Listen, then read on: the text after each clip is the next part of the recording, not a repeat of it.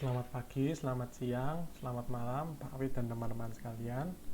Di saat kali ini saya Tan Gustavian Budiono, NIM 20.B1.0008 akan melakukan presentasi tentang perencanaan balok baja komposit dari kelas struktur baja 2, kelas 01.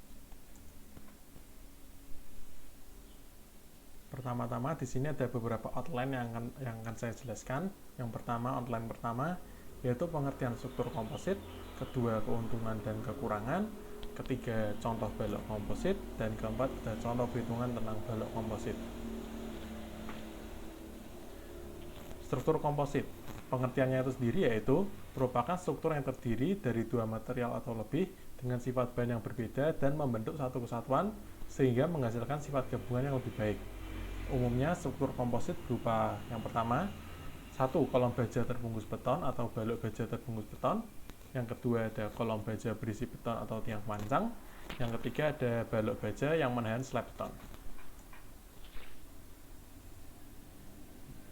Di sini sudah terlihat ada beberapa gambar, ada nomor 1, 2, 3. Gambar pertama yaitu menunjukkan kolom baja terbungkus beton atau balok baja terbungkus beton.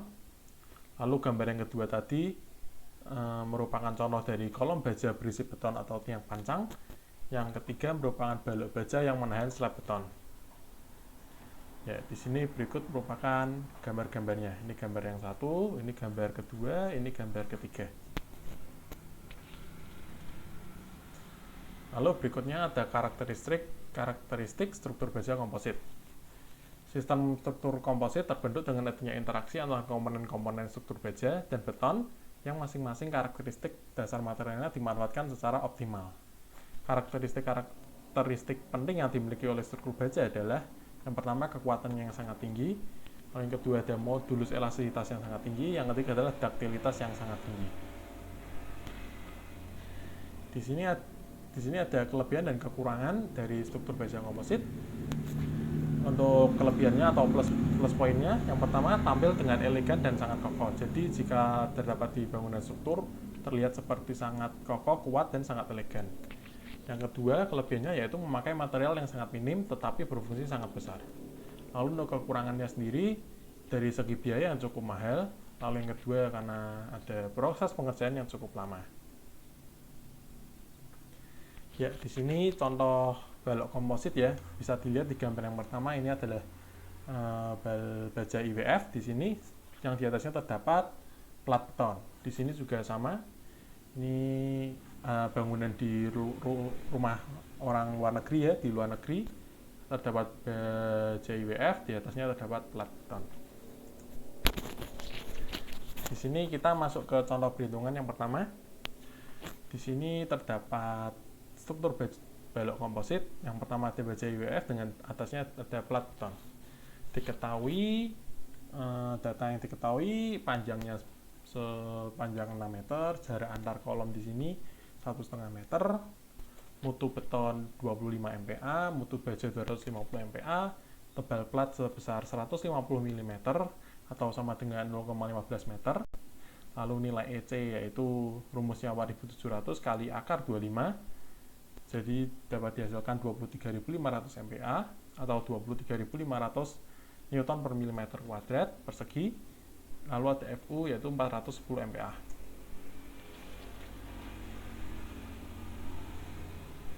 Ya, ini dapat diasumsikan profil IWF ini ya yang saya pakai yaitu 150 yaitu 75. Dari data di sini kita bisa melihat dari tabel konstruksi baja ya. Ini contoh analisis gambarnya. Di sini ada B, ada H. Diketahui H sebesar 150 mm, B sebesar 75 mm, TW sebesar 5 mm, TF sebesar 7 mm, R sebesar 8 mm, A sebesar 17,85. Ini adalah penampang, pas penampang. Berat yaitu 14 kg per meter. IX ada 666 cm pangkat 4. Ada IY 49,5 cm pangkat 4, IX 6,11 cm, IY sebesar 1,66, SX sebesar 88,8 cm kubik, ada ZX sebesar 101,83 cm kubik. Pertama-tama yang harus dilakukan, kita harus mengecek kekompakan penampang. Penampangnya sendiri ada dua, yaitu sayap, ada badan, ada bagian sayap dan badan. Yang pertama kita menghitung bagian sayap. Itu ada rumus lambda, yaitu B per 2 kali TF. B-nya sudah diketahui dari slide sebelumnya. B-nya 75 mm. Dibagi 2 dengan kali TF. TF dengannya 10. Yang dapat diketahui hasilnya 5,36. Lalu mencari lambda P dengan rumusnya 170 per akar FY. 170 dibagi dengan akar FY-nya tadi kita bisa lihat di halaman sebelumnya itu 250. Ya, diketahui di sini FY-nya 250 sehingga mendapatkan hasil 10,75. Karena lambda lebih kecil dari lambda P, maka penampang tersebut dinyatakan kompak. Lalu berada di bagian badan dengan rumus H sama dengan 150 min 2 kali 7 min 2 kali 8 dihasilkan tingginya 120 mm. Lalu kita juga mencari lambda di badan, yaitu rumusnya H per TW. H 120 dan TW yaitu 7, diketemukan hasil 24. Lalu ada lambda P sama dengan rumusnya 1680 bagi akar FY, yang dapat diketahui hasilnya yaitu 106,25. Karena lambda lebih kecil dari lambda P, maka penampang dinyatakan kompak. Lalu langkah selanjutnya kita mencari PNA atau Plastic Nature Neutral Axis. Langkah pertama ada 3 langkah, yaitu mencari nilai BE, lalu mencari balok BE, nilai BE di balok pinggir, dan mencari nilai BE terkecil. Yang pertama kita mencari nilai BE yang pertama. BE rumusnya 1/5 kali panjang balok. Tadi panjang balok 6 meter, kita setengah kali 6 meter, yaitu maksud saya 1/5 sama dengan 0,2 kali 6 sama dengan 1,2 meter. Lalu BE itu adalah jarak antar balok, yaitu 1,5 meter. Lalu BE sama dengan 4 kali tebal plat yang ada di balok pinggir. Tebal platnya tadi 0,15 meter, jadi 4 kali 0,15 jadi 0,6 meter. Dari hasil di atas, maka BE yang digunakan adalah BE yang terkecil, yaitu 0,6 meter atau sebesar 600 mm. Di sini terdapat gambar salah satu baja IWF-nya tadi. Kita pertama-tama mencari ini, nilai XPL. Nilai XPL itu sama dengan rumusnya sama dengan A atau sama dengan A kali FY per 0,85 kali F aksen C kali BE. Sehingga diketahui 40,14 dikali 100 dikali 250 bagi 0,85 kali 25 kali 600 dan didapatkan hasil 35 mm. Lalu kita mencari TP. TP-nya tadi diketahui di awal 150. Jadi kita bisa lihat di sini hasilnya 150 dikurangi dengan 35 jadi sama dengan 115 mm. Maka letak XPL berada di dalam plat.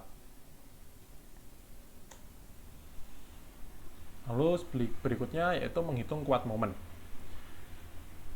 Pertama kita mencari nilai MN. MN adalah kuat momen nominal. MN sama dengan MP, yang tahu rumusnya sama dengan AS kali FY kali H per 2 tambah TP dikurangi A per 2. Lalu AS tadi 17,85 dari tabel baja. Lalu FY kali 120 per 2 tambah 150 min 35 akar 2. Lalu dapat dihasilkan ketemu 85.903.125 Newton mm atau sebesar 85,903125 kN meter. Lalu kita mencari momen nominal reduksi. Di sini ada VMN, rumusnya sama dengan V kali MN. V yaitu 0,85 dikali 85,903125, ketemu hasilnya sebesar 73,0765 kN. Lalu MU-nya diketahui 10,76 kN. Karena MU lebih kecil dari momen nominal reduksi, berarti balok komposit tersebut dinyatakan aman. Lalu kita menghitung shear konektor. Menghitung shear konektor, pertama kita mencari kuat geser shear konektor, yaitu QC, memiliki diameter 16 mm dengan luas penampang karena lingkaran, jadi ketemu hasil 201,061 mm kuadrat. Lalu ada kuat geser shear konektor atau QC, rumusnya 0,5 kali luas penampang kali akar FC kali EC, dan dihasilkan bertemu 77.055,5255 Newton. Lalu kita mencari luas penampang kali FU, yaitu 201,061 kali 410, ketemu 82.435,3912 Newton. Lalu berikutnya kita mencari gaya geser horizontal atau VH. VH tersebut rumusnya AIWF kali FY. Tadi luasnya 17,85 kali IWF-nya 8 kali IWF-nya 100 kali 250, ketemu hasil 446.250 Newton. Lalu kita mencari VH berikutnya dengan rumus yang berbeda, yaitu 0,85 kali F aksen C kali BE kali A, sehingga diketahui hasil akhirnya 446.250, hasilnya sama dengan yang atas. Lalu kita mencari jumlah shear konektor atau N-nya. N rumusnya VH per QC, VH-nya sudah diketahui 446.250 dibagi dengan QC tadi hasil di slide sebelumnya 77,055, ketemu 5,79 dan dibulatkan ke atas menjadi 6 buah. Jadi untuk setengah panjang balok itu digunakan sebesar 6 buah shear konektor. Jadi untuk satu buah balok kita gunakan 12 buah. Ya, lalu masuk ke menghitung jarak shear konektor. Yang pertama ada jarak transversal. Jarak transversal terdiri dari jarak minimum transversal dan jarak maksimum transversal. Jarak minimum transversal rumusnya min 4 kali D. D tadi 16 mm, jadi min 4 kali 16 sama dengan 64 mm. Lalu yang kedua jarak maksimal transversal itu sama dengan BF, yaitu hasilnya 150 mm. Lalu yang kedua ada jarak longitudinal. Jarak minimum longitudinal tersebut rumusnya M kali D, M sama dengan maksud saya 6 kali D, 6 dikali 16 sama dengan 96 mm. Lalu yang kedua ada jarak maksimal longitudinal, 8 kali PP sama dengan 8 kali 150, ketemu 1200 mm. Lalu yang kedua mencari jarak X, X sama dengan L per 0,5 kali N, L-nya tadi 60.000 bagi 0,5 kali 12, ketemu hasil 1000 mm. Syaratnya itu harus nilai jarak minimal harus lebih kecil dari X dan X lebih kecil dari maksimum. Karena minimalnya tadi nilainya 96 lebih kecil dari nilai X yaitu 1000 lebih kecil dari nilai maksimum yaitu 1200, maka memenuhi syarat dan hasilnya adalah oke. Jadi perhitungan dari awal hingga sekarang dengan menggunakan data-data yang kita gunakan dari tabel baja konstruksi atau yang kita asumsikan sendiri itu hasilnya oke. Dan terima kasih teman-teman dan Pak Widya yang sudah menonton video ini. Jika ada salah kata saya minta maaf dan terima kasih.